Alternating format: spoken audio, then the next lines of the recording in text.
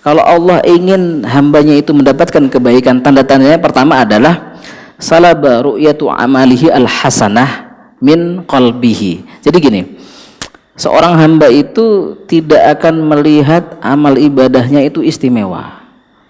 Jadi akan dicabut dari hatinya ketika dia beribadah itu melihat ibadahnya istimewa. Karena kalau dia sudah merasa istimewa akan hadir penyakit ujub, ya kan?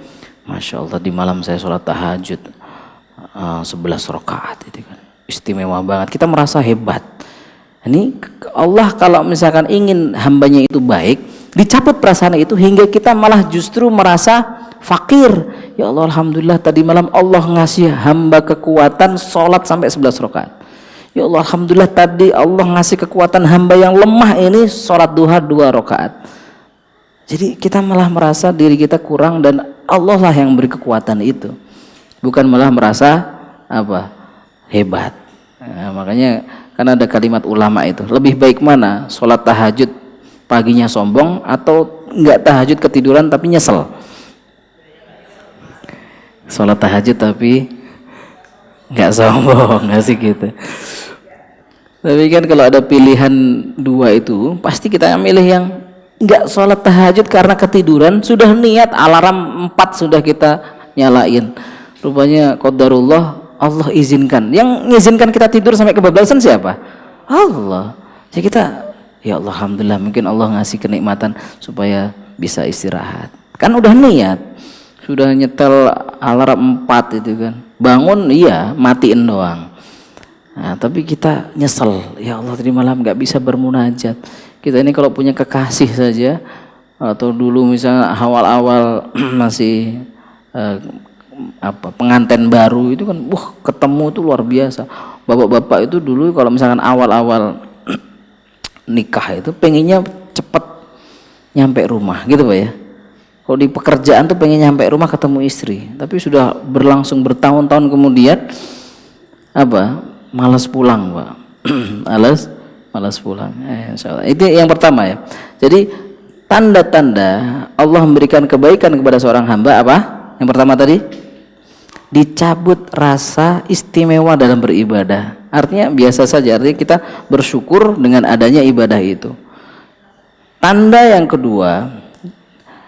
kedua di mana hamba itu diberikan kebaikan adalah wal ikhbar biha min lisanihi. Tidak ingin mengumbar ibadahnya, dia akan menahan lisannya untuk mengumbar ibadahnya, menceritakan ibadahnya. Nah, ditahan. Kalau kita mampu menahan, itu kebaikan, tanda kebaikan. Ini yang disampaikan Ibnu Qayyim Al-Jauzi. Kita ini harusnya bersyukur Pak, ketika kita diberikan kenikmatan ibadah. Cuman setan itu hebat. Hebatnya apa? Kadang-kadang hamba ini dibikin pengen cerita gitu lah. Tahu nggak kemarin, alhamdulillah 1 bulan tuh saya puasa Daud itu, dan saya dapetin kebaikan ini. Tipis-tipis kita memang boleh menyampaikan kenikmatan. Fa bi ni'mati rabbika fahaddits, boleh menyampaikan kenikmatan dari Allah, dapat bonus dari perusahaan kita sampaikan, tapi jangan cerita doang habis itu ngasih gitu. Alhamdulillah ini dapat bonus, ngasih. Ini cerita doang nggak ngasih. Atau ngasih tentang support, bagaimana alhamdulillah saya ini, ya semoga saja bukan ria, saya ini alhamdulillah tahajud tidak pernah bolong dan saya mendapatkan kenikmatan ini. Nah itu nggak apa-apa, tapi tipis banget ya antara dia ingin membanggakan dirinya dengan ujub atau dia ingin syiar. Kan pernah ya seorang Imam Ahmad bin Hambal itu kan pernah nginep di tukang roti, yang tukang roti ini ngaduk roti sambil istighfar gitu kan. Makanya ditanyakan, bagaimana istighfar kamu? Saya alhamdulillah istiqomah dalam istighfar saya. Nah itu kan berarti bercerita tentang amal ibadahnya. Kemudian ditanyakan lagi, apa samrohnya, apa buah dari engkau beristighfar itu? Maka ditanyakan, Allah, sungguhnya aku mendapatkan semua kebaikan dari doa-doaku. Artinya apa? Setiap aku berdoa Allah kabulkan.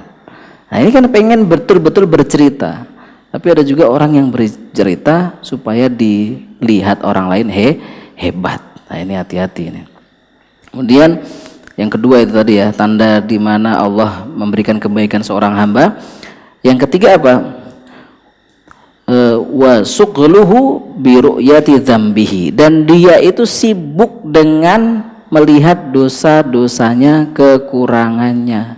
Seperti saya sampaikan tadi, dia lebih sibuk menghitung muhasabah tentang dosa-dosanya. Tiga hal ini kalau Allah hadirkan dalam diri kita, maka insya Allah kita termasuk orang-orang yang diberikan kebaikan.